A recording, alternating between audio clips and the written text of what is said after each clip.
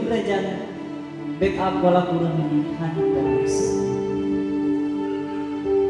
Haleluya Yesus. Yesus.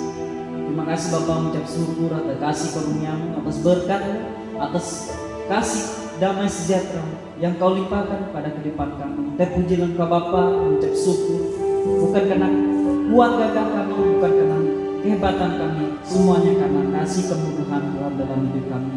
Ya Bapa, kami memulaikan dan habiskan pada raya backup wala kurang hanya dalam satu nama, Allah yang berkuasa, Allah yang dahsyat, Yesus Kristus namanya. Setiap kita yang percaya Tuhan bersama kita katakan amin. Haleluya Yesus. Haleluya Yesus.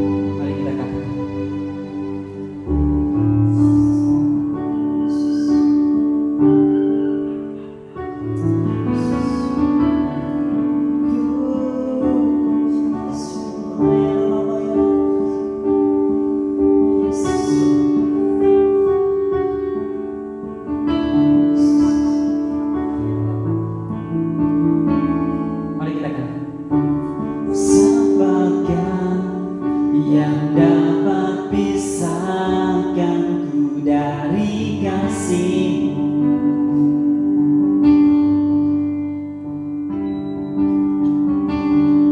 tetesan darah-Mu buktikan pesan cinta-Mu. Sedalamnya lembah di hidupku, Engkau datang mengangkat hidupku.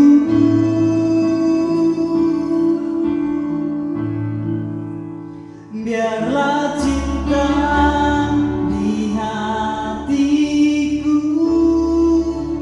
terus menyala di dalamku,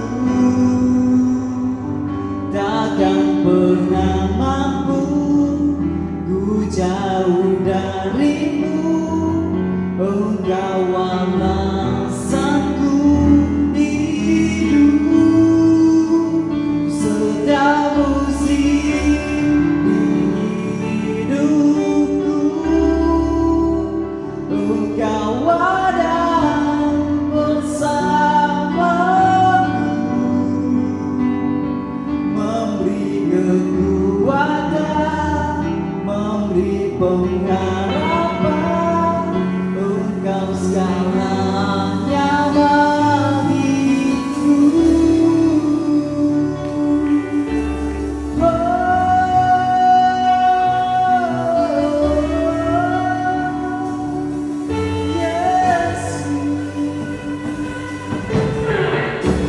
Siapakah yang dapat pisahkanku dari kasih-Mu?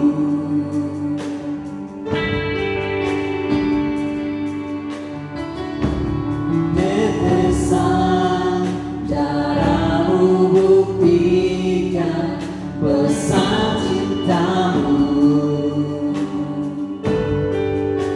Sedalamnya lembah di hidupku, Engkau datang mengangkat hidupku.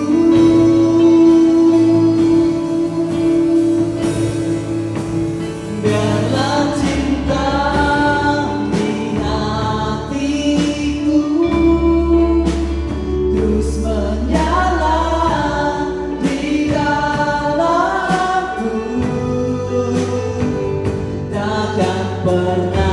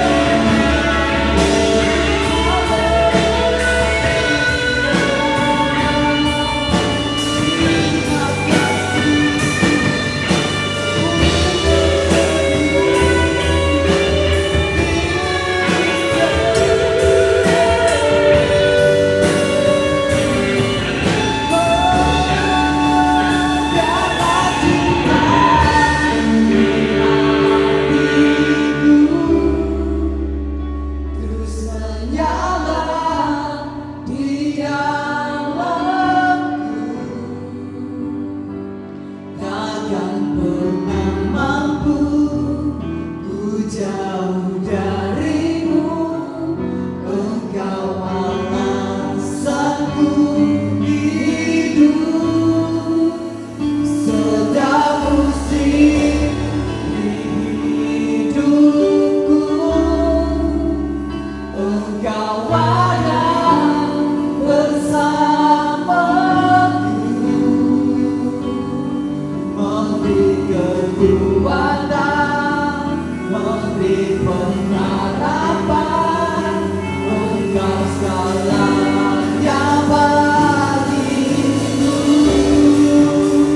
Biarlah cinta di hatiku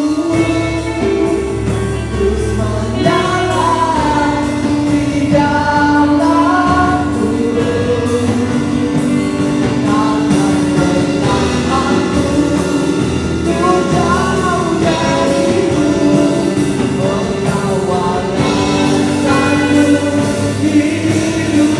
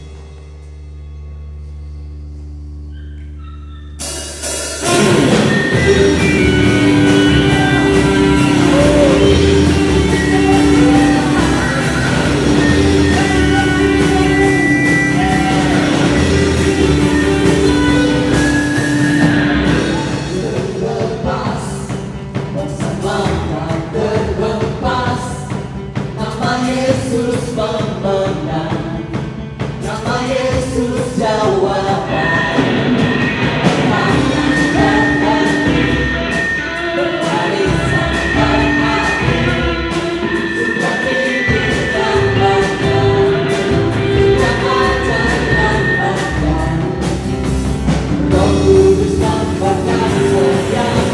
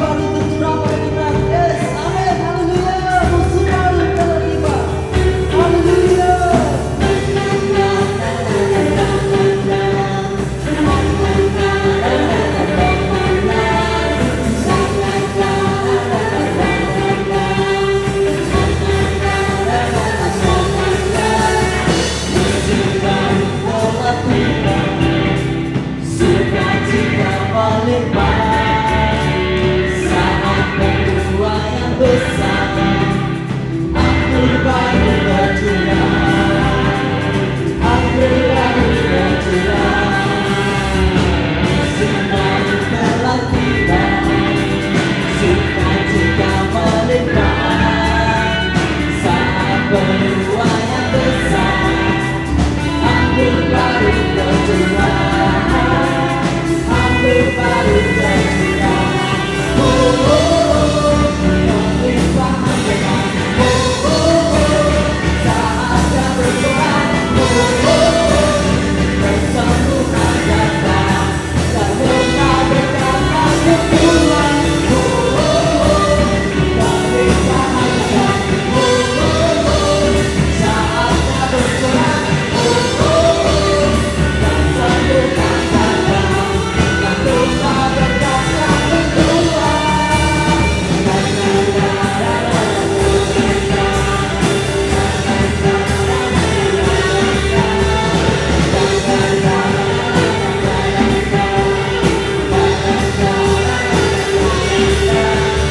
Musim baru telah tiba, sukacita melimpah saat penuai yang besar. Anggur baru bercurah, anggur baru bercurah, musim baru telah tiba, sukacita melimpah saat penuai yang besar. Anggur baru tercurah, anggur baru tercurah,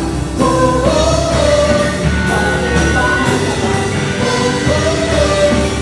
saatnya bersorak, kesembuhan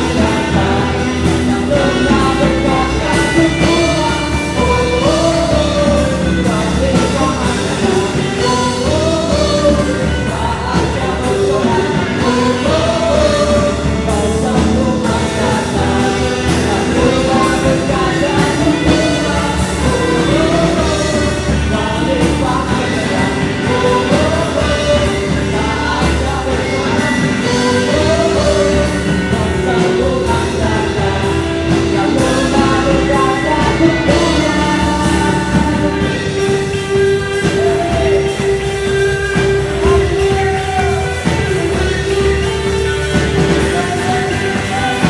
kelindahan datang,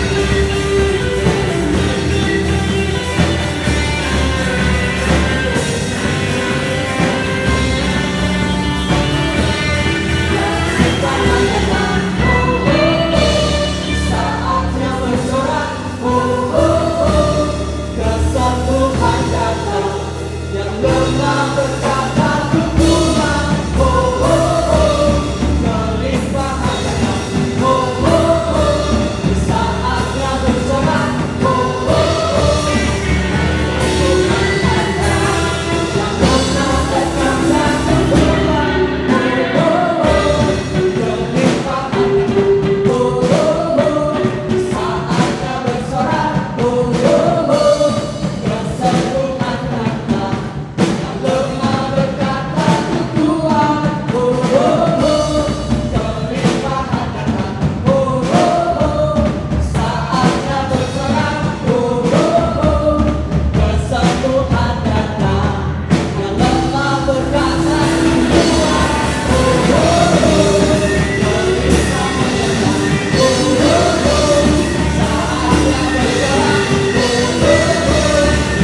saatnya bersorak, kesembuhan datang, yang lemah berkata kepulan, kelimpahan datang, saatnya bersorak, kesembuhan datang, yang lemah berkata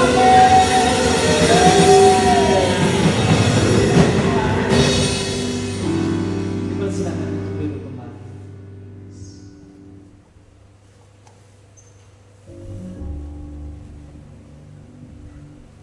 Terima kasih Tuhan atas kebaikan-Mu dalam hidup kami. Engkau luar biasa Tuhan. Inilah penyembahan kami Tuhan. Inilah hidup kami Bapa, hanya untuk memuji menyembah-Mu di tempat ini. Engkau begitu baik Tuhan. We worship.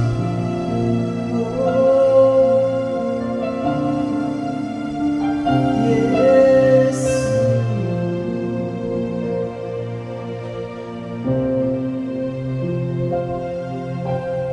Nah, ku buka mataku dan lihat wajah-Mu, ku terkagum bila ku lihat hidupku dan karya tangan-Mu, ku tersanjung karena semua yang baik dalam hidupku, itulah karya-Mu. Kesempatan yang baru dan ku ingin mengenal-Mu Tuhan, lebih dalam dari semua yang ku kenal. Tiada kasih yang melebihi-Mu, ku ada untuk menjadi penyembah-Mu.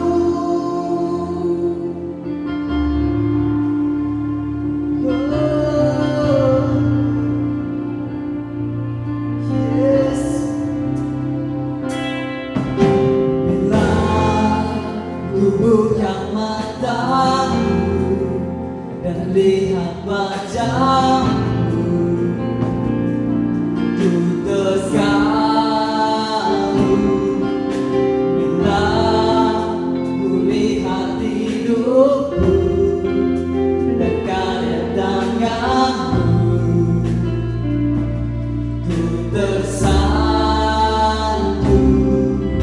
karena semua yang baik dalam hidupku,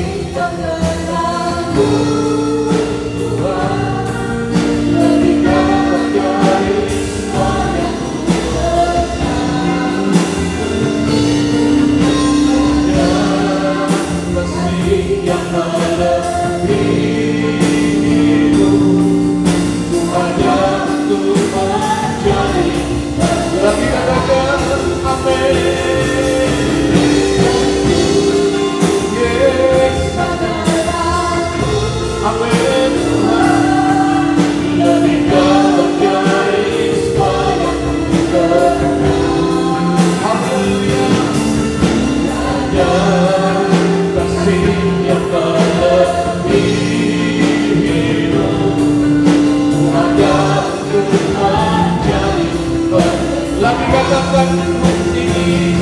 Amin.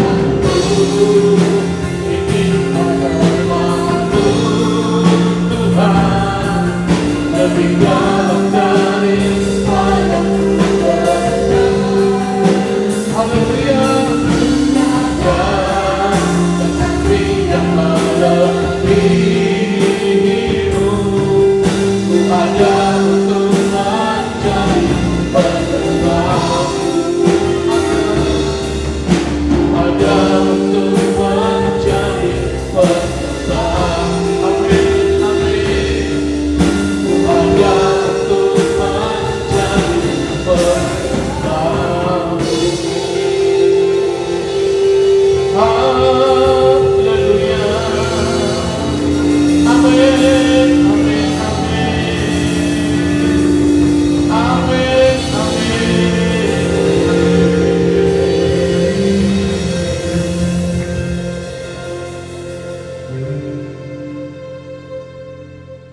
Seberapa baiknya kami berdiri menghadapi situasi dan kondisi. Seberapa baiknya kami berjalan untuk menghadapi semua kehidupan kami ini. Bahkan seberapa baiknya kami berlari untuk terus melihat ke depan. Itu sangat ditentukan seberapa baiknya, seberapa berkomitmennya kita duduk dan berhenti dalam karya Yesus yang sempurna. Terima kasih Bapak untuk firman Allah pada saat ini. Kami sudah memuji memuliakan nama Tuhan. Dan saat ini kami berhenti dan kami duduk untuk melihat karya Yesus yang sempurna dalam hidup kami. Terpujilah nama Tuhan Yesus. Kami menerima firman pada saat ini. Semua yang percaya, mari sama-sama katakan amin. Jadi semuanya katakan amin. Prosperous people, I glorify. Tepuk tangan untuk Tuhan. Yes. Saya persilakan duduk. Shalom. Kita bersyukur kita bisa memasuki sampai minggu ketiga di dalam bulan Februari ini. Jemaat Tuhan yang terkasih, perhatikan firman Tuhan pada pagi hari ini. Minimal hidupmu itu sanggup berdiri di dalam menghadapi semua situasi dan musim ini. Itu minimal sanggup berdiri. Katakan amin. Orang yang sanggup berdiri di dalam setiap kondisi hidupnya itu pasti berhasil, padahal itu masih minimal. Ya. Terus lebih lagi di saat kita menghadapi taman Getsemani kita. Yesus itu memiliki taman Getsemani pada saat dia puncak-puncaknya menghadapi pergumulan hidup. Yesus itu puncak-puncaknya untuk menyelesaikan semua beban hidup, yaitu pada saat dia ada di taman Getsemani. Dan puncak tertinggi daripada Yesus itu, dia mengatakan itu kepada Bapaknya. Dia kasih masukan kepada Bapaknya. Dan Yesus mengatakan, Bapa kalau bisa, kalau boleh, biarlah cawan ini berlalu daripadaku. Saya akan percaya tidak ada beban hidup melebihi daripada Yesus waktu di taman Getsemani. Katakan amin. Maka taman Getsemanimu hari ini seperti apapun dan menurutmu itu sudah sangat berat, langsung bandingkan dengan taman Getsemani yang dihadapi oleh Yesus. Perhatikan, waktu Yesus ada di taman Getsemani menghadapi salib itu, mau masuk ke salib itu, perhatikan, itu manusia Yesus seutuhnya. Perhatikan, jadi kalau Yesus sanggup di taman Getsemani itu berbicara Yesus manusia seutuhnya. Katakan amin. Jadi tidak ada lagi alasan karena dia Tuhan, tidak. Karena dia anak Bapa tidak. Ingat, Taman Getsemani, disitulah puncak tertinggi manusianya Yesus.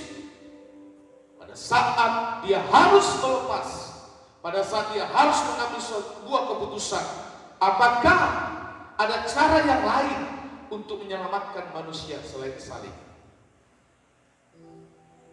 Dan saat itu Bapa mengatakan, dan Yesus mengerti, hanya melalui salib manusia itu bisa ditebus. Maka manusianya Yesus waktu di Taman Getsemani itu sempurna.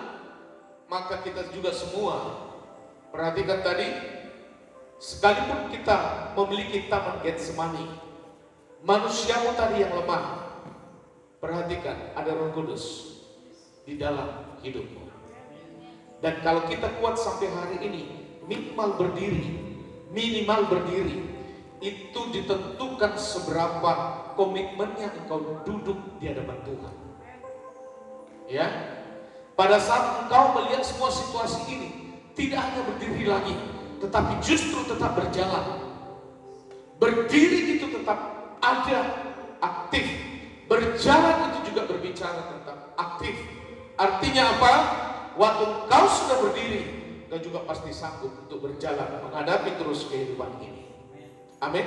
Tetapi waktu engkau berdiri, waktu engkau berjalan, itu selalu ditentukan seberapa lama, seberapa kuat, seberapa komitmen engkau duduk, berhenti, dan masuk di dalam Yesus. Amin. Bahkan di dalam Yesus pun engkau sanggup di Taman Getsemani ini untuk berlari. Bukan hanya berdiri, bukan hanya berjalan, tetapi juga berlari. Maka perhatikan, hari ini kita tidak berbicara berdiri, hari ini kita tidak berbicara berjalan, hari ini kita tidak berbicara berlari. Karena apa? Karena biasanya hal yang paling sulit kita lakukan pada saat kita disuruh Tuhan duduk. Pada saat firman itu menyuruh kita untuk duduk dengan firman, untuk duduk berhenti di dalam Yesus. Maka untuk selalu duduk, untuk selalu datang pada Yesus, untuk selalu datang menyembahnya, itu bukan perkara yang mudah.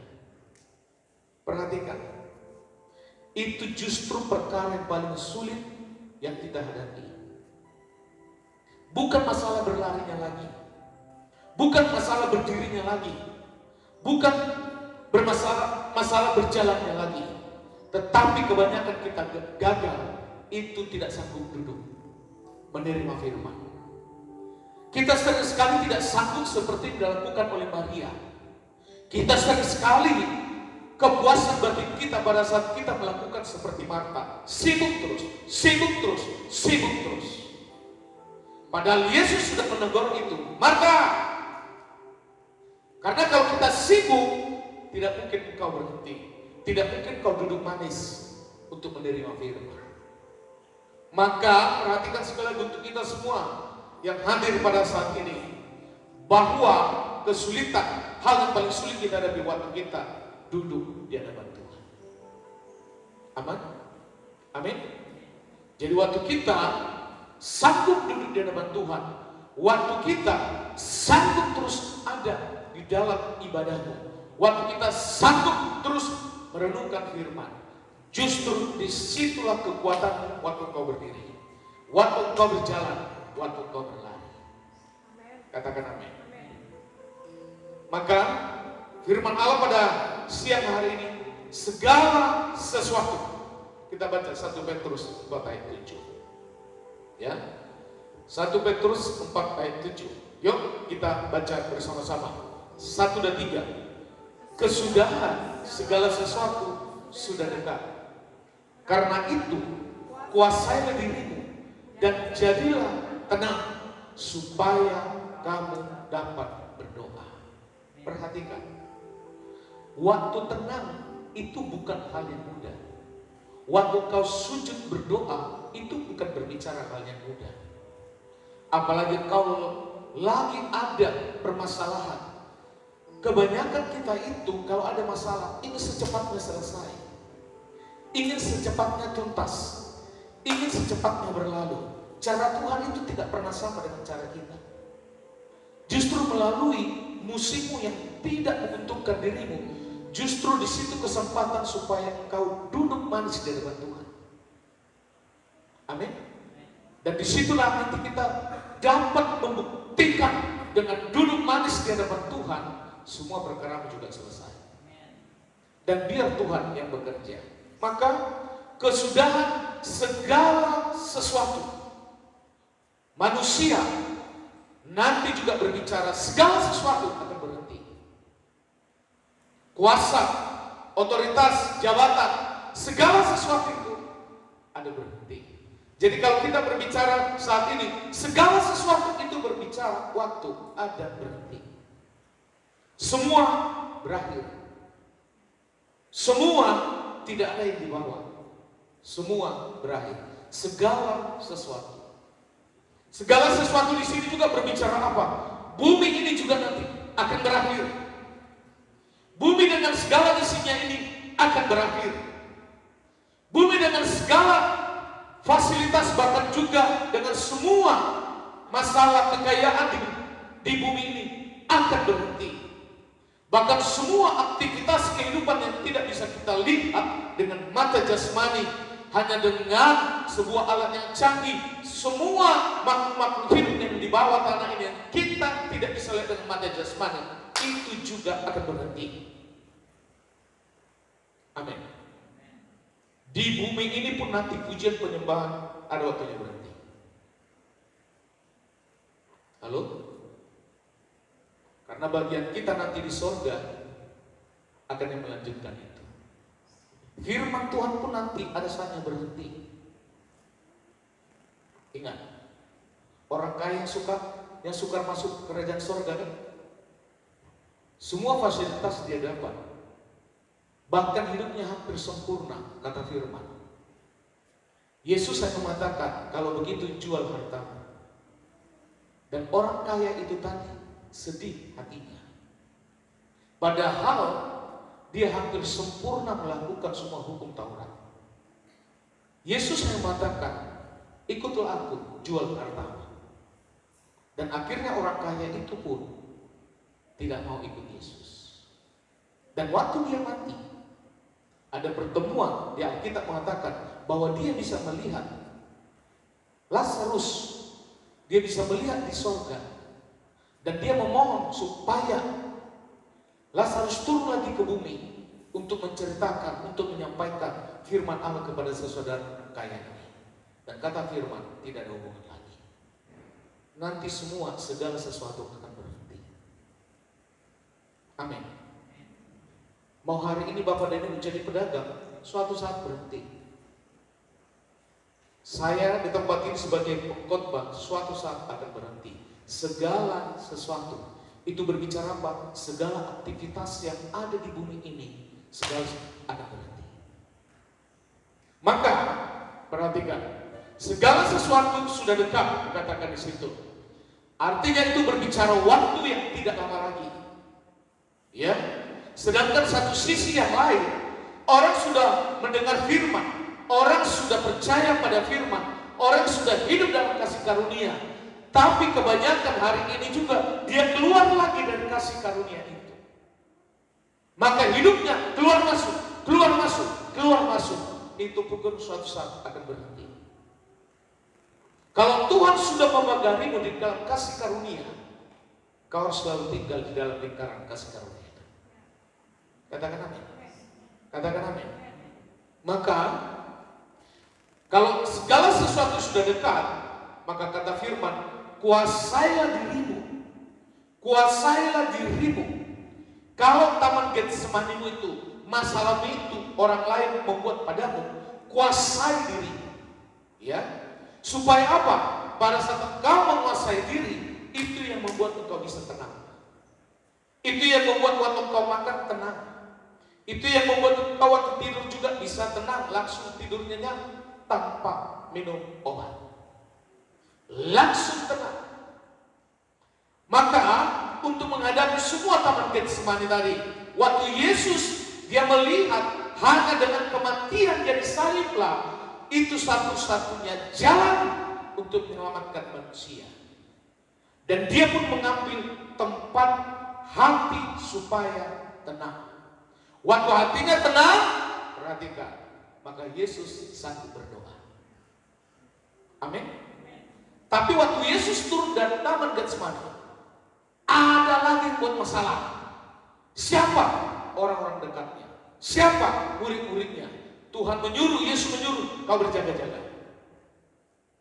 Waktu dia turun, semuanya tidur nyenyak, gak ada yang berdoa. Masalah buat Yesus? Masalah. Maka perhatikan, kita sedekat apapun hubungan kita kepada Tuhan, taman Getsemani itu akan selalu ada. Akan selalu ada. Tapi perhatikan catatan di sini, taman Getsemani Yesus bukan dia yang buat. Bukan. Tapi manusia yang jatuh dalam dosa. Dampak manusia jatuh dalam dosa ini, Allah harus menyelamatkan manusia.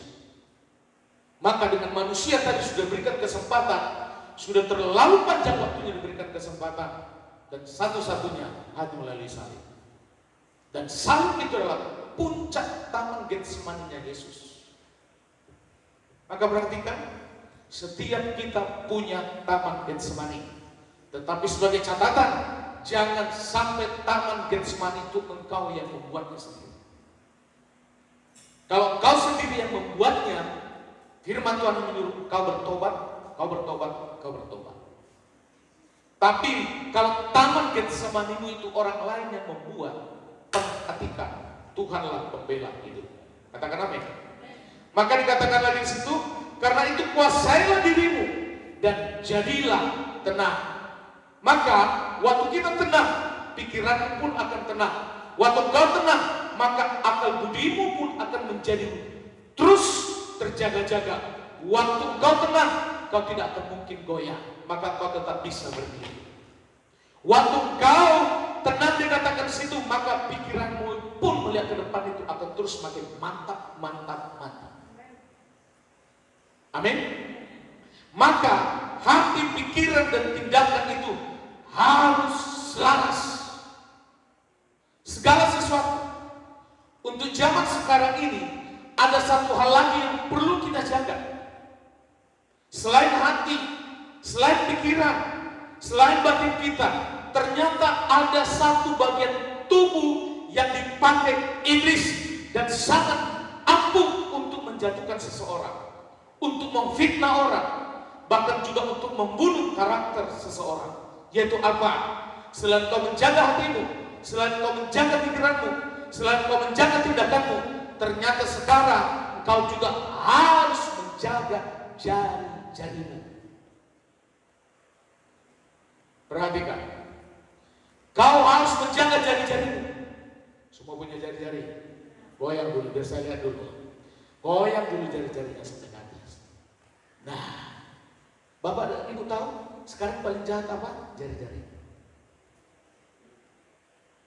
Kalau sudah jari-jarimu itu engkau tempatkan di atas tombol HP, di atas tombol huruf laptop, justru itulah sekarang dipakai iblis untuk membunuh orang lain, karakter.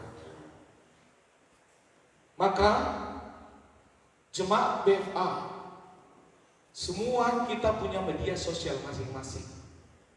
Waktu jari-jarimu itu ada di huruf tombol HP-mu, kau harus hati-hati. Katakan amin. Katakan amin. Pikiranmu itu siapa yang tahu? Batinmu itu siapa yang tahu? Karena di dalam pikiran manusia orang lain tidak tahu, batin orang lain tidak tahu, maka kepuasan bagi seseorang yang kecewa itu melalui jari-jari. Dia akan ungkapkan di media sosialnya. Maka sekarang ini apa yang kau tulis di media sosialnya, itulah yang mewakili hatimu hari itu. Itulah yang mewakili pikiranmu hari itu. Maka seluruh jemaat BFA, kau harus memakai jari-jarimu ini untuk memberkati orang lain. Katakan amin. Mungkin kau difitnah, itu taman Getsemanimu. Tapi jangan pergunakan jari-jarimu itu di atas tombol HP-mu untuk menyerang dia, untuk menjatuhkan dia lagi. Seolah-olah bahasamu bahasa Alkitab, padahal di dalamnya semuanya busuk. Bukankah itu yang sekarang terjadi? Halo? Bisa paham? Coba lihat lagi jari-jari yuk, naikin ke atas yuk. Tuhan, tolong jari-jariku ini, ngomong. Tuhan, tolong jari-jariku ini supaya bertobat di jari-jari. Halo, ngomong kanan kiri, hati-hati dengan jari-jari. Jari-jari tangan lo ya, bukan jari-jari kaki. Jari-jari tangan. Segala sesuatu akan berhenti. Banyak orang yang saya kenal di media sosial, di saat mungkin dia kecewa terhadap sebuah pelayanan, dia kecewa mungkin terhadap sebuah politik ini, dia kecewa mungkin terhadap pemimpinnya, sehingga supaya semua orang tahu dia bermain jari-jari. Jari-jarimu itu dan HP-mu itu hanya mengekspos kalimat-kalimat yang membangun orang lain. Katakan amin. Yang membangun orang lain itu hanya dengan firman. Tidak perlu engkau seperti seorang pribadi yang sungguh-sungguh seperti motivator-motivator. Motivator di Indonesia ini sudah sangat banyak dan mereka lebih lihai dari bapak dan ibu. Jadi tidak usah lagi ikut-ikutan. Hanya bisa diekspos itu hanya firman Tuhan saja. Waktu firman Tuhan engkau ekspos, itulah mewakili pikiranmu, itulah mewakili batinmu, dan itulah yang terjadi pada hidup.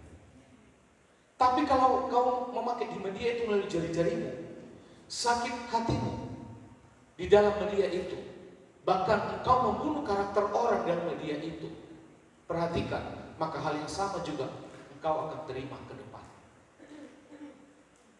Kalau firman Allah mengatakan apa yang dalam hatimu, itu juga dalam pikiranmu, dan itu juga wujud dari tindakanmu. Untuk zaman sekarang ini, segala sesuatu ditambah jari-jari. Halo? Saya tidak suruh potong jari-jari ya. Oh ini jari-jari nakal, ini jari telunjuk, potong, pek. Saya yakin gak nyampe 2 hari, semua jari-jarimu tak terputus. Bukan itu yang saya maksud. Maka kita bersyukur punya jari-jari. Amin. Nah, maka tadi dikatakan di situ, jagalah dengan ketat agar kamu menjauhkan diri dari segala kesenangan duniawi. Menyerang orang di media sosial itu merupakan kesenangan duniawi, kepuasan batin duniawi. Dan siapa yang disenangkan? Iblis tadi. Siapa yang disenangkan? Iblis tadi.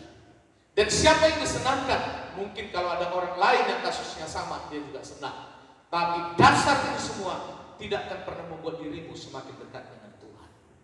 Segala sesuatu. Maka tadi katakan lagi itu, jangan biarkan dirimu terperangkap oleh dosa-dosa dan godaan masa lalu. Masa lalu mau diulang kembali tidak akan pernah bisa. Maka kata firman, masa lalumu itu semua tidak akan menjadi pertimbangan Tuhan lagi untuk kau menerima kasih karunia.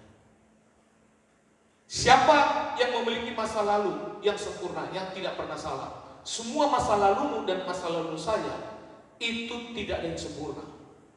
Maka janganlah hidup dengan masa lalu. Janganlah engkau digerakkan oleh karena masa lalu. Janganlah engkau menerima tuntunan firman ke depan karena masa lalu. Karena apa? Kalau kita selalu membuat masa lalu itu di depan, tidak mungkin kau bisa berdoa. Tidak mungkin. Katakan amin. Makanya harus selalu kau pikirkan itu kebaikan Tuhan. Kebaikan Tuhan, kebaikan Tuhan. Waktu kau selalu memikirkan kebaikan Tuhan, itu pasti membuatmu bisa berdoa. Kalau kau selalu pikirkan kejahatan orang lain, tidak mungkin kau bisa berdoa. Tidak mungkin kau bisa menyembah Tuhan. Tapi hari ini selalulah pikirkan kebaikan Tuhan. Amin. Itu yang membuatmu pasti bisa berdoa. Maka dikatakan tadi, usahakanlah agar kamu senantiasa dalam keadaan tenang, juga dalam mawas diri, sehingga layak untuk berdoa. Berdoa di sini layak bukan karena kalimatnya begitu panjang. Berdoa di sini layak bukan karena susunan kalimatnya, bahkan sangat sistematis. Kalau dibuat laporan proposal skripsi langsung bisa lulus. Karena sekarang ini banyak orang berdoa menyusun kalimat doa itu sangat sistematis. Bahkan susunannya bisa melebihi daripada tulisan skripsi. Bukan itu. Kau harus memiliki tenang dulu. Amin. Engkau hari ini memiliki sakit hati pada orang, gak mungkin kau bisa berdoa. Hanya mulut kita aja goyang-goyang, tapi iman gak di situ. Maka sebelum engkau berdoa, bereskan dulu semua. Dan bagi kita segala sesuatu dikatakan di situ, yang tadinya kita berdoa oleh karena ada dasar benci, segala sesuatu hentikan. Berdoalah kepada Tuhan dengan iman. Apa itu iman tadi? Hanya hubunganku dengan Tuhan, tanpa memikirkan masa lalu, tanpa mengingatkan orang lain, tanpa mengingat kesalahan orang lain, tanpa mengingat orang itu menyerang atau tidak. Hentikan itu supaya kau bisa berdoa. Katakan amin. Saya selalu tuntut Tuhan hari-hari ini, Tuhan tidak menggerakkan saya ke depan ini itu berbicara mayoritas. 1 bulan ini bahkan memasuki tahun 2024 ini, Tuhan kasih tuntunan pada saya. Ya, karena saya seorang gembala juga, Tuhan kasih tuntunan pada saya. Di dalam tahun ini saya akan selalu menempatkan kebenaran firman Tuhan itu kepada yang personal. Amin. Siapa yang tidak suka dengan keramaian? Siapa yang tidak suka jemaat yang ratusan ribuan? Semua juga orang suka. Tapi tahun 2024 Tuhan kasih kepada tuntunan saya adalah personal. Bapak dan Ibu, satu orang saja di sini hidup di dalam iman minoritas, iman dalam kasih karunia. Perhatikan, iman dalam kasih karunia yang murni itu minoritas. Tidak semua gereja bisa menerimanya. Tidak semua gembala bisa menerimanya. Tidak semua penginjil bisa menerimanya. Karena di situ tidak ada kepuasan batin. Kepuasan batin itu kalau ditambah sedikit usaha baru puas. Tapi kasih karunia tidak ada penambahan sedikit pun. Semuanya hanya karena Tuhan. Maka hidup dalam iman kasih karunia, hidup dalam Injil Yesus Kristus, Injil Yesus Kristus yang berdasarkan kasih karunia itu penganutnya minoritas. Amin. Penganutnya minoritas. Jadi goal daripada minoritas itu, iman minoritas itu seperti bagaimana Rahab akhir hidupnya menjadi silsilah Yesus. Seperti pelacur di Samaria akhir hidupnya menjadi silsilah Yesus. Seperti Zakheus di kota Yeriko. Seperti itulah iman minoritas supaya kau menjadi silsilah Yesus. Amin. Siapa mereka itu semua? Siapa Tamar? Tamar itu pekerjaannya pelacur.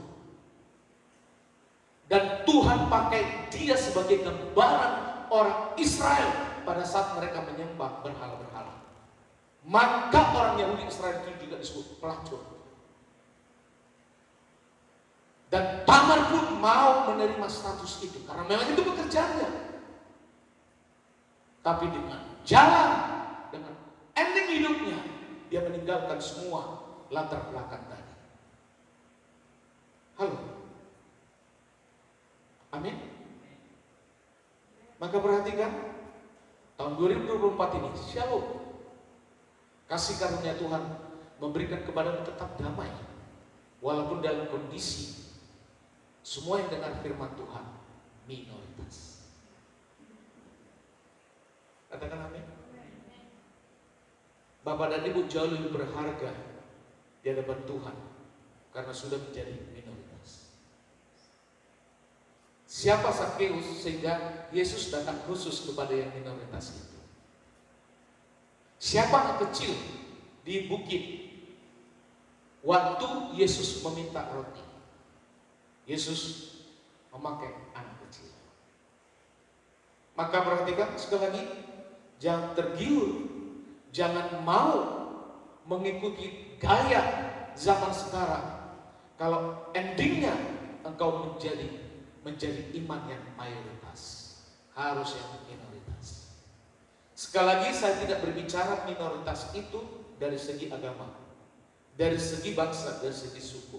Tetapi kasih karunia Tuhan, ternyata orang-orang minoritas yang pure menerimanya. Katakan amin.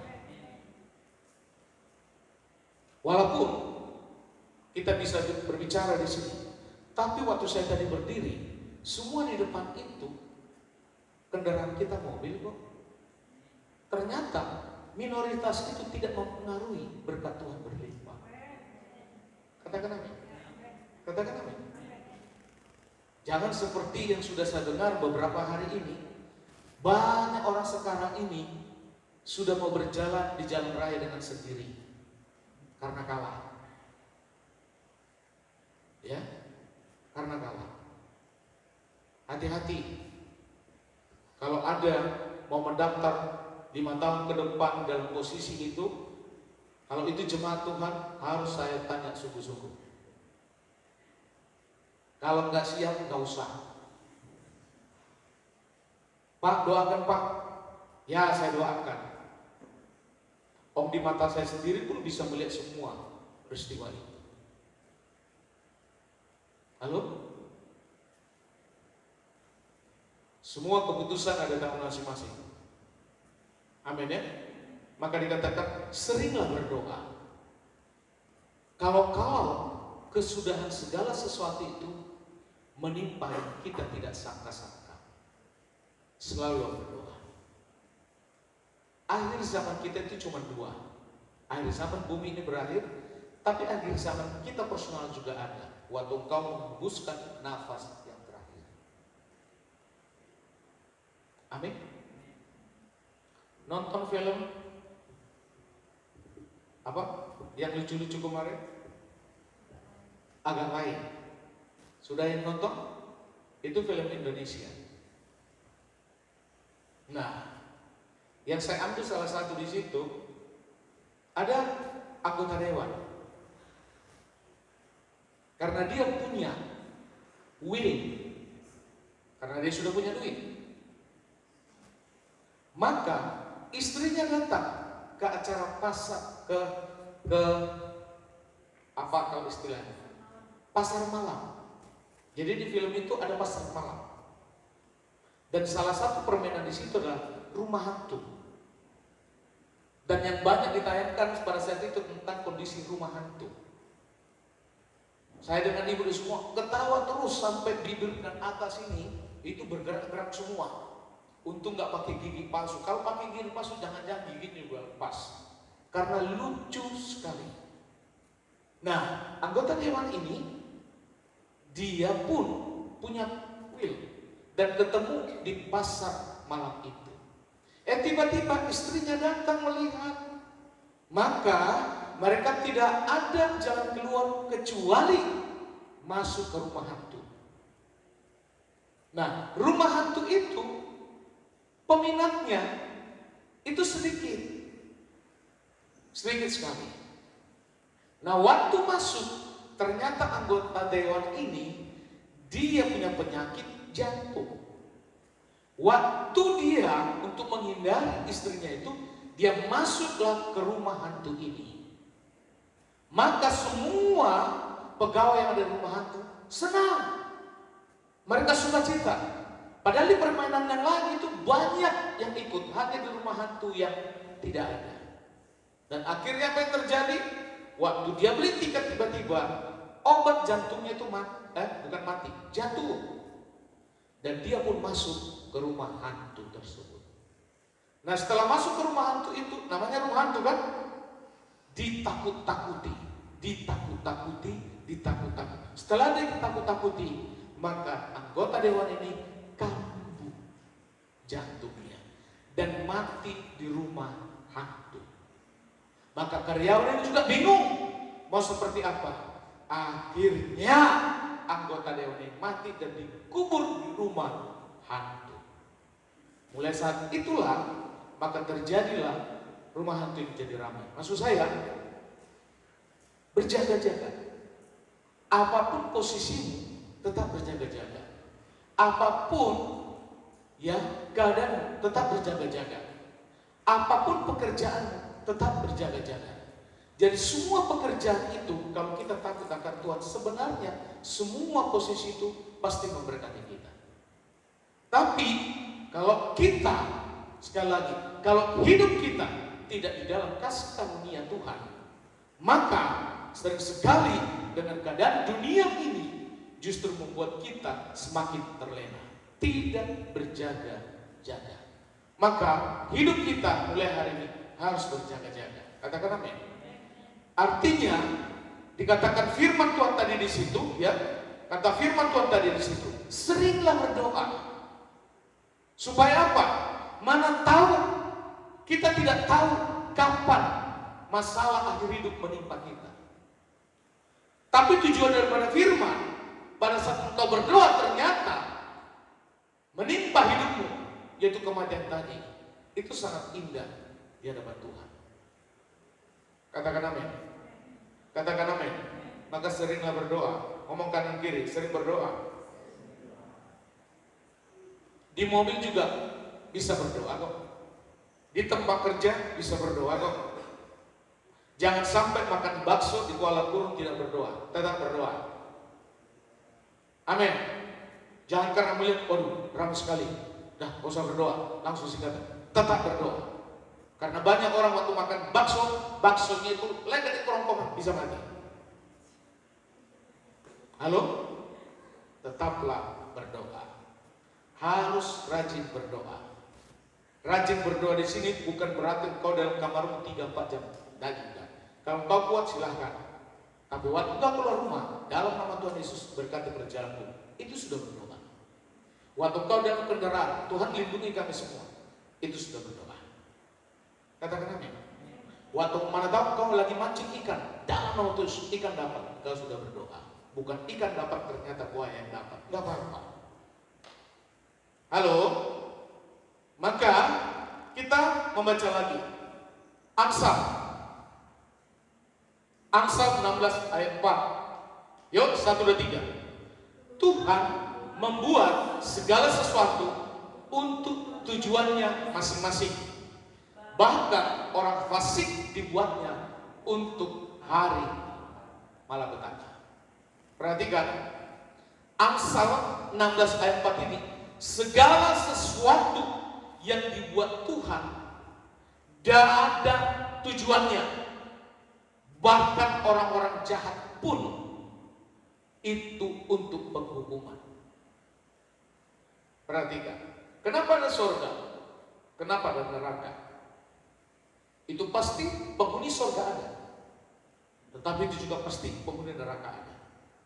Tapi Tuhan tidak pernah mendesain manusia untuk masuk ke neraka, tidak pernah. Tuhan tidak pernah membuat manusia itu merancangkan, oh ini jahat, akan saya buat jahat untuk selama-lamanya, tidak pernah.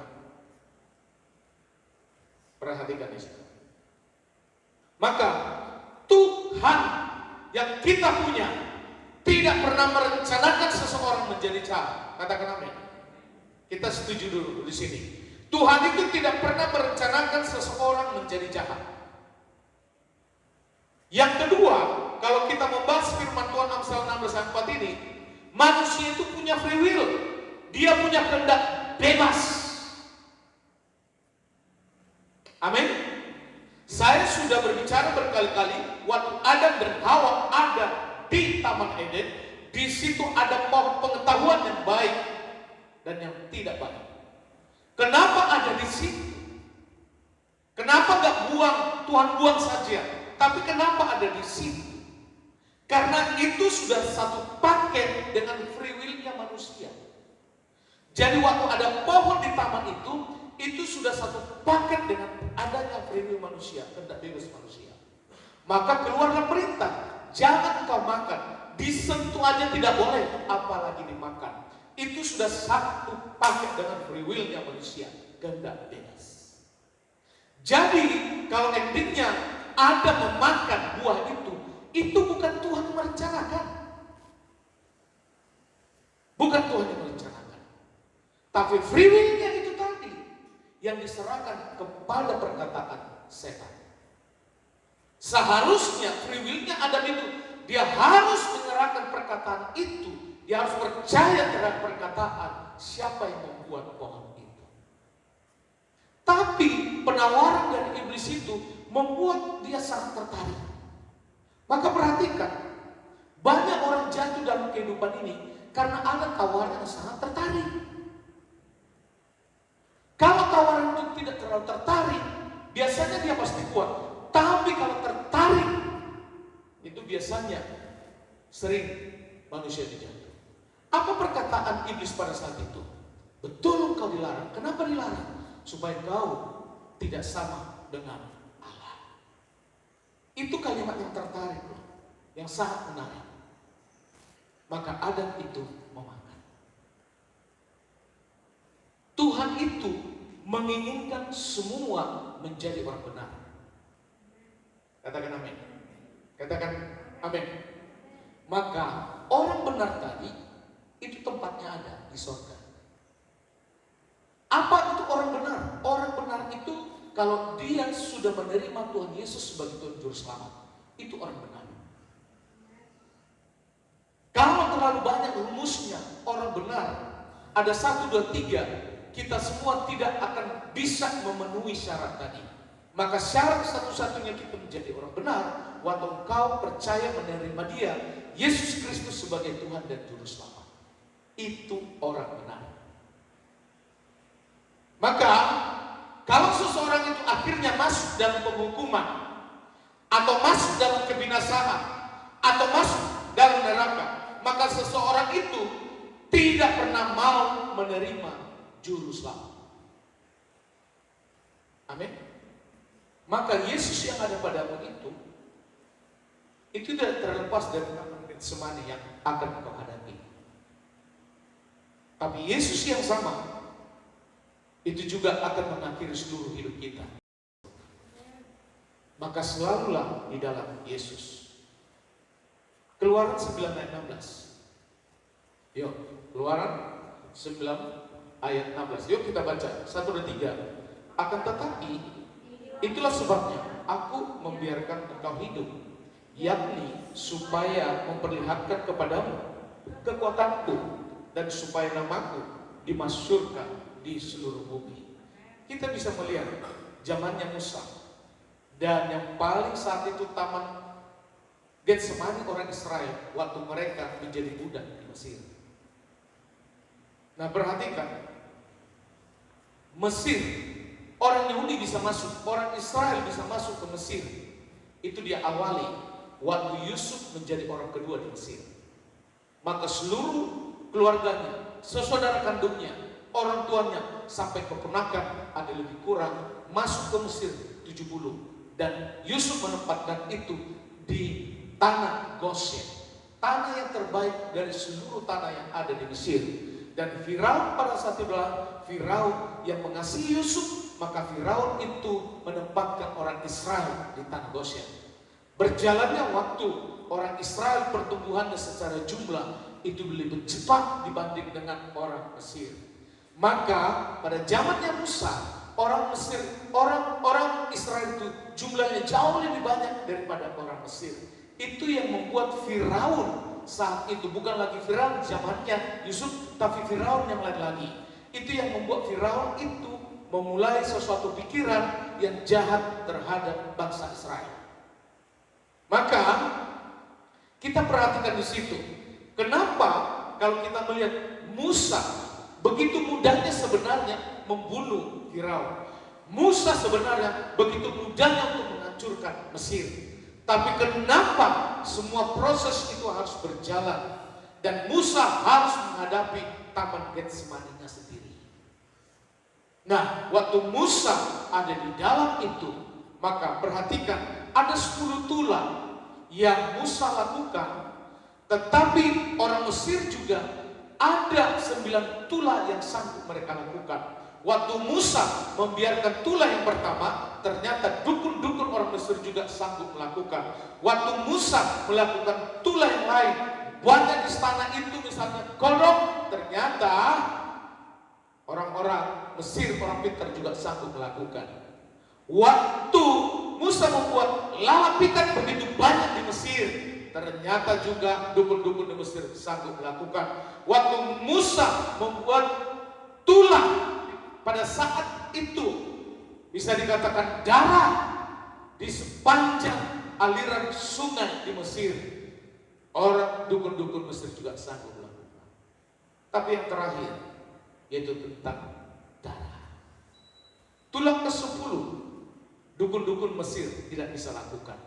Itu yang membuat Firaun mengizinkan mereka keluar dari Mesir. Karena saat itu semua anak sulung Mesir mati. Maka hanya dengan mengoleskan darah anak domba di setiap pintu depan orang Israel, maka anak-anak mereka tidak ada satupun yang mati. Maka Firaun pun mengizinkan mereka keluar. Tapi setelah mereka keluar, Firaun tetap mengeraskan hati. Kenapa Tuhan tidak langsung bunuh? Karena di situ tadi Firman mengatakan, biar engkau Musa melihat bagaimana karyaku, supaya engkau melihat, bangsa Israel melihat bagaimana pembelaanku, supaya kalian bisa melihat, orang-orang percaya bagaimana karyaku terhadap semua orang menyakiti dirimu. Dan itu Tuhan izinkan. Maka pada saat ada di laut Teberau, maka orang Israel terperangkap. Mereka mau maju ke depan, ada laut Teberau. Mereka melihat ke belakang, ada tentara Mesir yang sedang mengepung. Mereka pun akhirnya tidak bisa lagi mengambil keputusan. Dan disitulah Tuhan berkarya. Musa pukul laut Teberau dan akan terbelah. Waktu dipukul, laut terbelah. Dan orang Israel semuanya saat itu lebih kurang 3 juta mereka berjalan di laut Teberau. Dindingnya semuanya air. Dan orang Mesir pun tentaranya akhirnya ikut mengejar mereka. Tapi waktu orang Israel semuanya sudah ada di seberang, tidak ada yang mati loh orang Israel waktu menyeberangi sungai laut Teberau. Semua setelah ada di seberang, maka Musa pun memukul kembali laut Teberau, dan laut itu pun akhirnya tertutup, dan seluruh tentara Mesir mati. Yang saya maksud di sini, kembali lagi, bahwa di dalam hidup kita ini selalu ada taman Getsemani kita. Maka kita harus terus berjaga-jaga. Maka kita baca Matius 26 ayat 41. Matius 26 ayat 41. Yuk, 1 dan 3. Berjaga-jagalah dan berdoalah supaya kamu jangan jatuh ke dalam pencobaan. Roh memang penurut, tetapi daging lemah. Perhatikan, orang dewasa itu gambaran, hanya dia yang boleh bawa mobil. Orang dewasa ini gambaran, itulah roh. Maka semua perasaanmu, semua keinginanmu, semua masalah jiwamu itu harus ada di belakang. Roh lah yang harus di depan. Roh kalau sudah di depan itu sangat mudah menurut. Dia sangat mudah taat kepada firman. Tapi kalau roh itu dia bercampur dengan batinmu, roh itu posisinya ada di belakang bersama dengan jiwa dan keinginanmu, maka rohmu itu sangat sulit bertemu dengan Tuhan. Maka jemaat BFA, rohmu itu yang harus selalu di depan. Katakan amin. Kalau orang bawa mobil, harus orang dewasa yang bawa mobil, betul? Anak kecil itu semua harus di belakang jadi penumpang. Gak boleh anak kecil, apalagi belum cukup umur, dia membawa mobil, tidak boleh. Dia dilarang. Karena apa? Kakinya aja belum nyampe di rem. Karena apa? Dia jalan pun belum bisa. Maka posisinya di belakang. Perhatikan, perasaan itu anak-anak, maka tempatkan di belakang. Yang ada di depannya adalah roh. Katakan amin. Roh itu gambaran kita sudah dewasa. Nah, kalau kita sudah dewasa dan roh kita itu sudah dewasa, sangat mudah Tuhan menuntun. Tapi kalau yang membawa mobil ini anak kecil tadi, dia merasa bisa, anak kecil tadi, dia merasa layak, anak kecil tadi, dia sudah waktunya. Maka perhatikan, engkau tidak akan pernah sampai ke tujuan. Jangan-jangan nanti sudah menabrak pohon pisang, sudah menabrak sesuatu. Nah, sering sekali hidup kita tempatkan perasaan itu yang di depan. Itu harus tempatkan di belakang. Waktu roh, ya dikatakan, roh memang penurut, tetapi daging lemah. Semua batin, semua keinginanmu, semua perasaanmu itu harus di belakang. Katakan amin. Hanya roh lah yang membuat engkau dekat dengan Tuhan. Perhatikan, roh yang engkau punya itu bahan bakunya dari sorga. Tetapi semua daging dan perasaan itu, mulai dari jari-jari ini tadi sampai ujung rambut sampai ke kaki ini bahan bakunya dari tanah. Maka Tuhan tidak tertarik kepada dagingmu, Tuhan tidak tertarik kepada fisikmu, Tuhan tidak pernah tertarik dengan posisimu. Tuhan yang tertarik kalau rohmu selalu ada di depan. Kalau roh ada selalu di depan, tidak mungkin saya lagi mengajar-ngajari sekalipun saya ada di depan.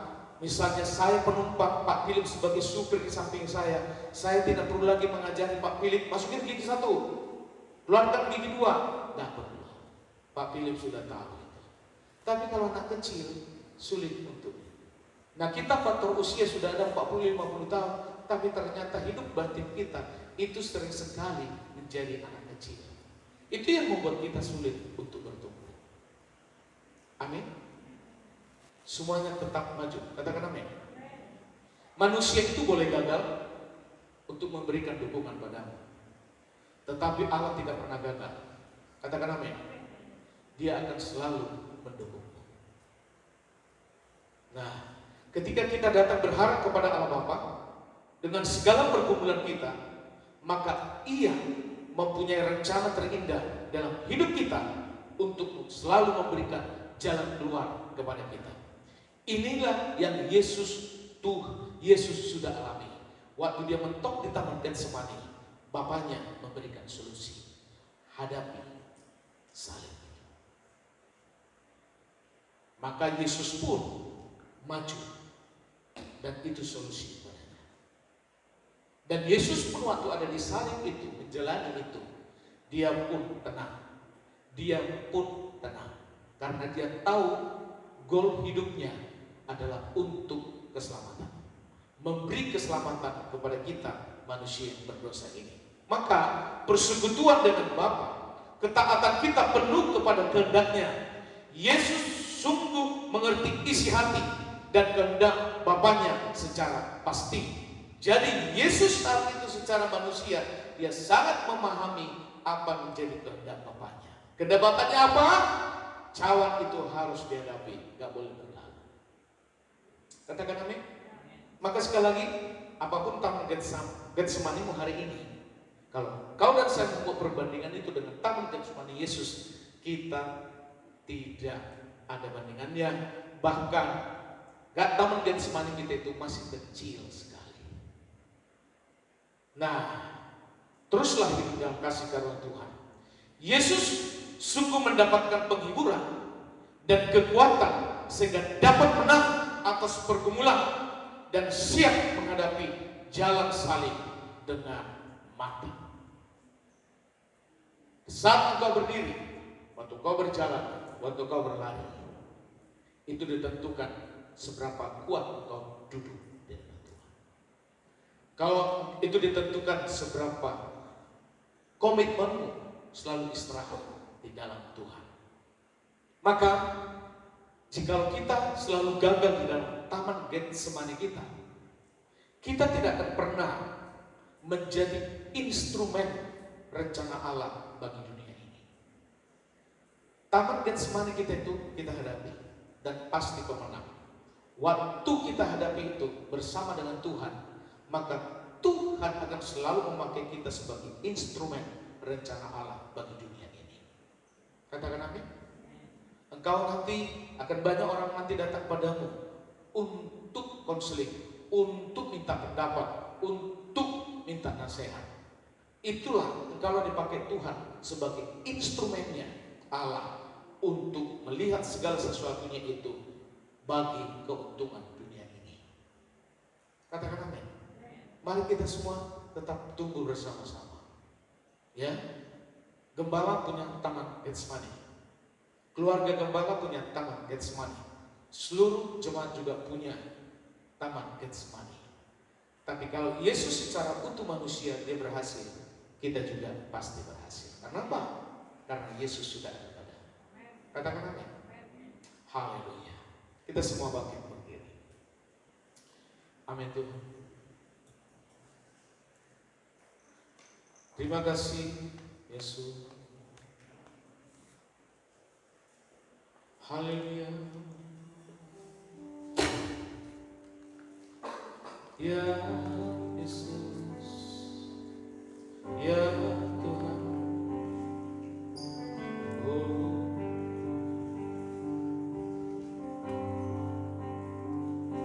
ku ciptakan rahmat-Mu nyata bagiku, hidupku di dalam tangan. Sejak pagi ku terbangun sampai ku terbaring, ku nyanyi kebaikan-Mu Tuhan. Amin Tuhan. Haleluya Yesus. Suara-Mu tuntun ku lewati api, dalamlah Kau ada bagiku. Tak sungguh Kau Bapakku dan sahabatku, ku saksikan kebaikan-Mu Tuhan. Haleluya. Sepanjang hidupku Kau setia, sepanjang hidupku Kau sangat baik. Nafasku memuliakan-Mu, ku nyanyi kebaikan-Mu Tuhan. Sepanjang hidupku, sepanjang hidupku Kau setia, sepanjang hidupku Kau sangat baik. Nafasku memuliakan-Mu, ku nyanyi kebaikan-Mu Tuhan. Haleluya. Kebaikan-Mu Tuhan berkati hidupku, kebaikan-Mu Tuhan sertai langkahku. Aku berserah dan menyembah, hidupku bagi-Mu. Kebaikan-Mu Tuhan berkati hidupku. Haleluya. Kebaikan-Mu Tuhan berkati hidupku, kebaikan-Mu Tuhan sertai langkahku. Aku berserah dan tak menyembah, hidupku bagi-Mu. Kebaikan-Mu Tuhan berkati hidupku. Lagi katakan, kebaikan-Mu Tuhan berkati hidupku, kebaikan-Mu Tuhan sertai langkahku.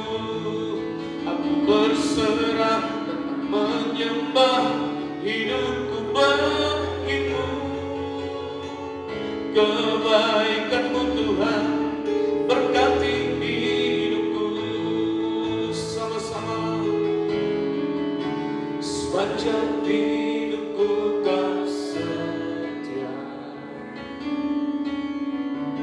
Sepanjang hidupku kau sangat baik, nafasku memuliakanmu,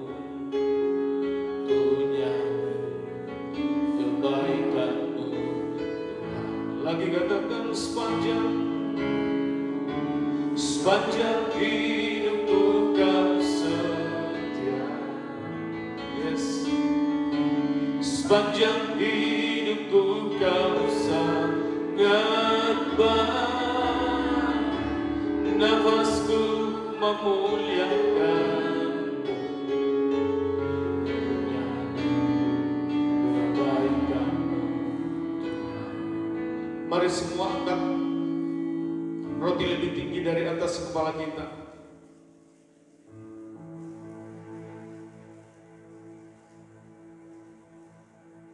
Haleluya. Segala sesuatu pasti berakhir. Kalau Tuhan yang sudah bekerja dari awal buat kita, maka bagian kita hanya tinggal di dalam Yesus. Maka waktu kita mengakhiri segala sesuatu ini, kita mengakhiri itu di dalam nama Yesus. Maka bagianmu dan bagian saya menjadi orang benar. Menjadi orang benar. Itulah rencana Tuhan padamu dan pada saya. Karena surga itu adalah tempat orang-orang benar. Engkau dan saya disebut orang benar pada saat Yesus sudah ada dalam hidupmu. Roh yang kau punya hari ini adalah roh di dalam Yesus. Maka kau dan saya disebut orang benar. Segala sesuatu pasti berhenti. Itu berbicara apa? Tidak ada yang perlu kita pertahankan. Tidak ada yang perlu kita perjuangkan mati-matian di dunia ini. Yang kau harus selalu lakukan, hidup dan dekat dengan Tuhan. Selalu berhenti, selalu duduk. Karena itu bagian yang paling tersulit kita hadapi. Apalagi di saat kita memiliki taman Getsemani.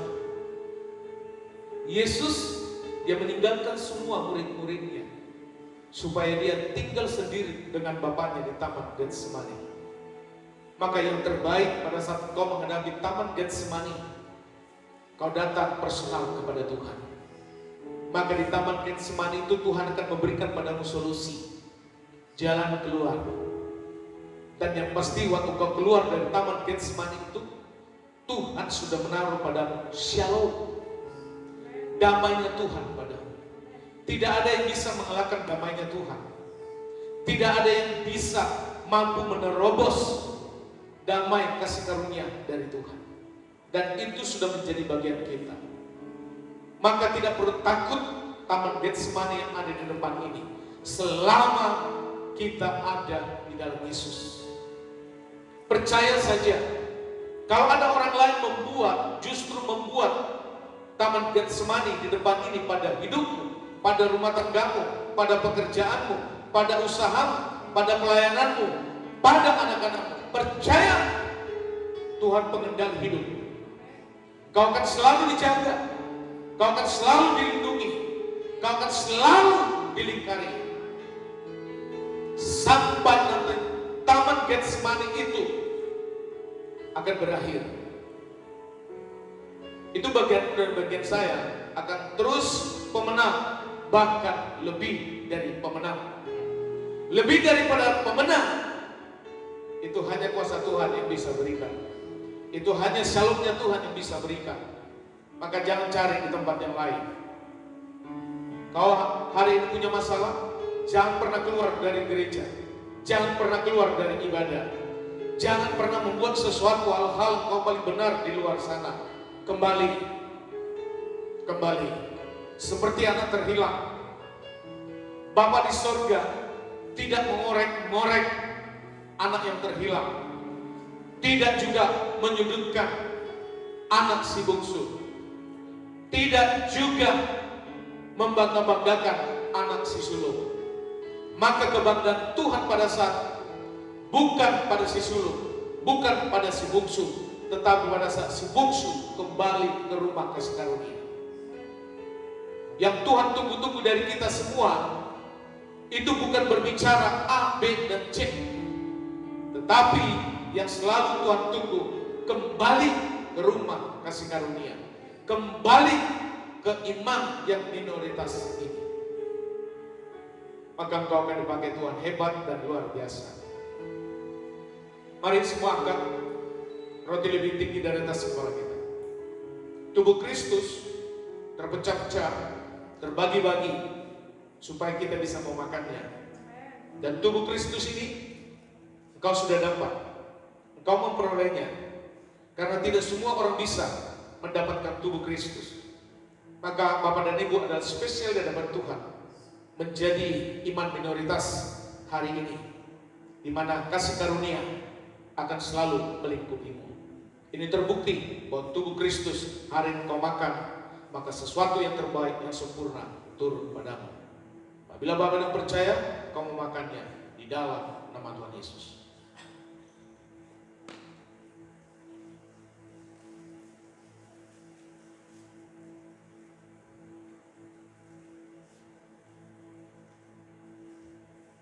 Mari angkat semua cawan anggur lebih tinggi dari atas kepala kita.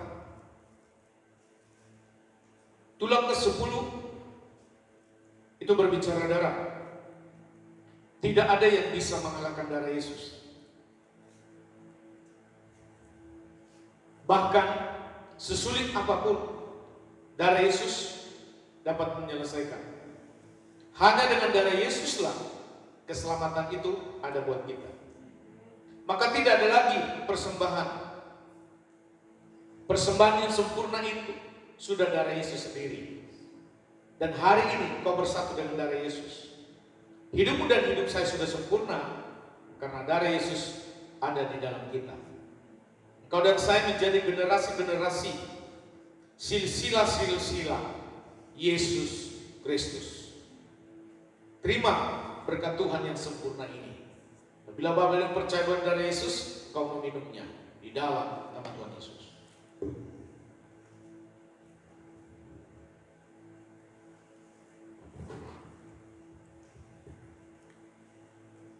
Haleluya Tuhan. Mari sembah Dia. Tuhan baik. Yesus baik. Haleluya. Glory bagi Tuhan. Glory bagi Yesus. Amin. Sepanjang hidupku kau setia. Sepanjang hidupku kau sangat baik. Nafasku memuliakanmu, ku nyanyi kebaikanmu Tuhan. Sepanjang hidupku kau setia.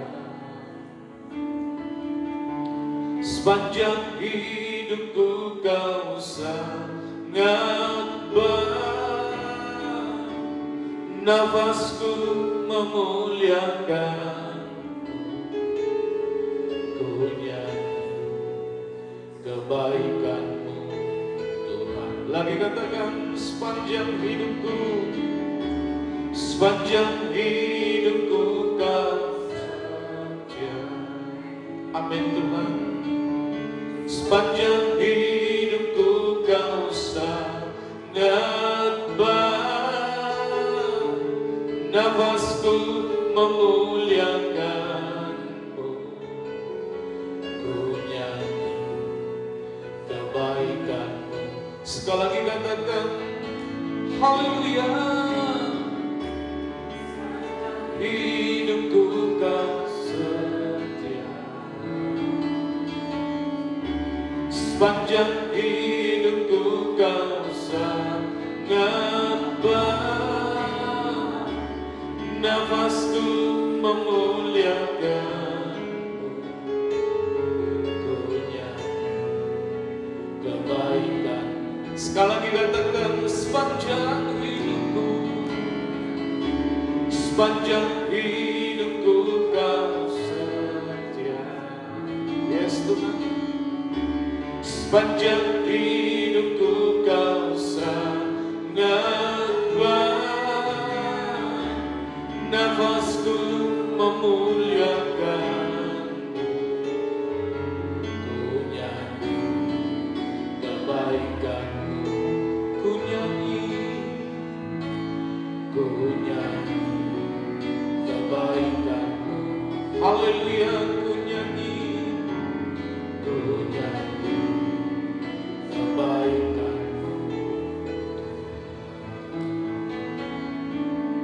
Tepuk tangan untuk Tuhan. Lebih meriah lagi, lebih meriah lagi. Haleluya. Kami sangat bersyukur atas firman Allah. Waktu kami berdiri, waktu kami berjalan, waktu kami berlari, itu akan menjadi bagian hidup kami. Kami tidak akan pernah jatuh sampai tergeletak, karena Tuhan yang selalu menopang tangan kami, memegang tangan kami. Maka hidup kami minimal menghadapi semua kehidupan depan ini, kami tetap berdiri, kami tetap berjalan, bahkan yang tersulit pun kami sanggup untuk berlari. Semua karena kasih karunia Tuhan. Dan kami sangat bersyukur kami memiliki iman di dalam kasih karunia Tuhan. Kami bersyukur dan sangat bersyukur. Terima kasih Bapak. Terima kasih. Seberapa lama kami bisa berdiri, seberapa lama kami bisa berjalan, seberapa lama kami bisa berlari, itu ditentukan pada saat kami duduk, pada saat kami menerima firman, pada saat kami terus mau ditabur firman Allah. Maka bagian kami, satu sisi ini paling tersulit, tapi satu sisi yang lain kami sanggup melakukan, karena Yesus sudah melakukan itu di Taman Getsemani. Dia hanya mengatakan kepada Bapaknya, dia hanya berseru kepada Bapaknya, dia hanya curhat kepada Bapaknya, bahkan dia hanya minta solusi dari Bapaknya. Dan Bapa di surga memberikan solusi, tetap salib dijalankan. Maka Yesus keluar dari Taman Getsemani, turun dari Taman Getsemani, dia bersuka cita untuk menghadapi salib itu. Tidak lagi penderitaan yang dia lihat, tidak lagi beban yang dia lihat, tetapi shalom dari Bapaknya. Itu yang menjadi tuduh dia, sehingga ada di salib untuk kita semuanya. Terima kasih Bapak. Kami sangat bersyukur untuk seluruh jemaat Tuhan di tempat ini. Diberkati Engkau dalam setiap pekerjaanmu, dari hal yang tidak mungkin menjadi mungkin. Tuhan akan mengutus padamu orang-orang yang tepat untuk mengangkatmu, dan Tuhan akan pakai orang-orang tersebut untuk mengangkatmu, menjadikanmu jauh lebih baik dari tahun-tahun sebelumnya. Tuhan akan terus juga menuntun suamimu, istrimu, bahkan dalam setiap proses hidup. Kami tahu kasih karunia itu cukup menghadapi semua Taman Getsemani kami. Anak-anak kami diberkati Tuhan, dimanapun mereka berada, apapun yang mereka lakukan hari ini, supaya hati mereka terus suka terhadap ibadah, suka terhadap pelayanan. Karena kami tahu bahwa pelayanan itu sebuah pagar bagi kami. Dan saat ada pagar tersebut, itulah yang menghalangi kami untuk melakukan hal-hal yang tidak baik. Terima kasih untuk seluruh jemaat Tuhan di tempat ini.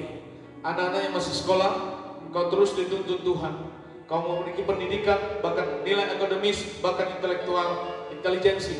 Kau selalu lebih daripada yang lain. Tapi cinta Tuhan adalah pengetahuan, permulaan pengetahuan dari semua pengetahuan akademismu. Terima kasih Bapak. Kemanapun kau pergi, selalu sehat, kuat, makmur, dan panjang umur.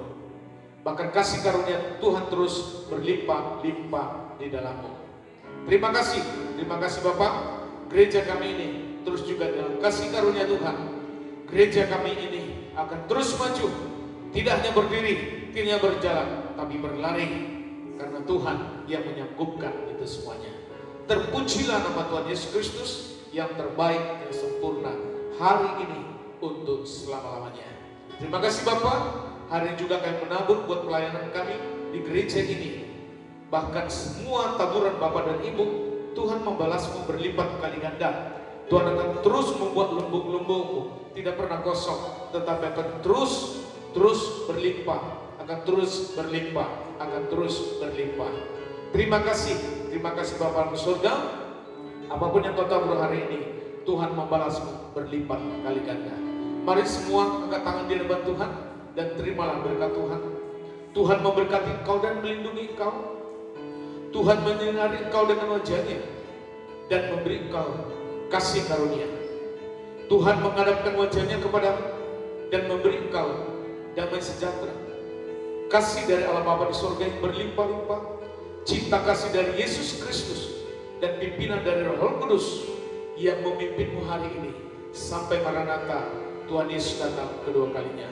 Semua yang percaya mari sama-sama katakan amin.